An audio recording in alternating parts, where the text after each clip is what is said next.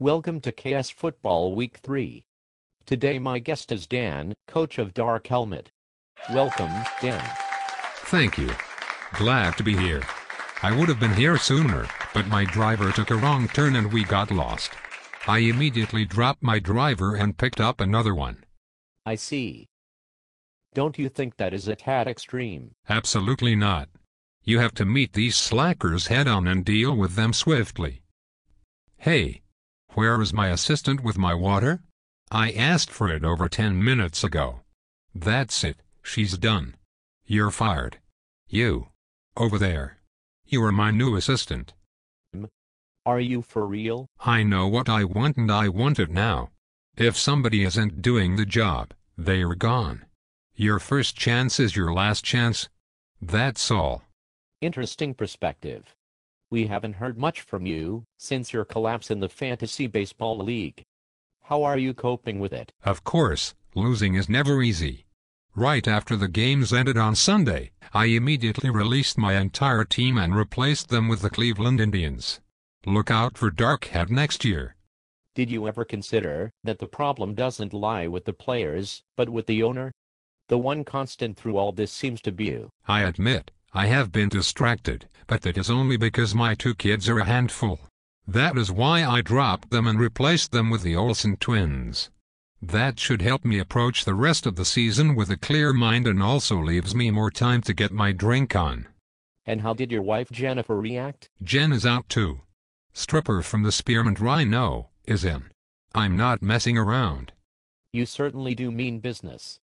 I understand you are coming up north in the next few weeks. Will you be visiting your parents while you are up here? No. Carol and Joe are out. I have replaced my parents with Wilfred Brimley and Betty White. My parents just weren't getting the job done. There seems to be a lot of bad blood brewing between you and the manager of the Skull Bandits, Craig. Would you care to enlighten us as to where this problem stems? I've known that bitch a long time, since he was still in diapers. He must have been 11 years old at the time. Tell the big baby to shut up and get me a pudding pop. You should drop him as your brother and replace him with Danny DeVito. Okay, then. Let's move on to league business. That took some pretty big balls to pull off that blockbuster trade last week with the Ghostbusters. Why don't you break that down for us? Certainly. First off, my biggest challenge I have each week is deciding which players I am going to drop. Unfortunately, I only have 16 players from which to choose. So I immediately demanded an extra player in return from Chris giving me a player that I can get rid of right away. And was that your only motivation? Pretty much. Interesting. Let's discuss the Week 2 results. How did you feel about your team's effort? To borrow a phrase from Rocky, that's bullshit. First Jesse hangs 133 points on me, then the old man thumps me with 151. Really? How ridiculous is that? And do you have an answer? Yes, I am cutting everyone. Starting over. But it could be worse. I could be saddled with Rays players. Yikes. Should somebody tell him that this is not a UFL league? Really? Kyle Auden. I'll take QBs that suck for 100 Alex. And Rocky.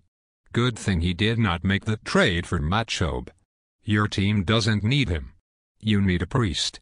Good luck in the NIT this year. And how about that? We had a week where both Claudes won. If you had to go back and find the last time two guys named Claude won anything on the same day, you would have to go back to an 18th century circle jerk in Paris. And how do you explain having the worst record among hearts? This is merely a temporary situation.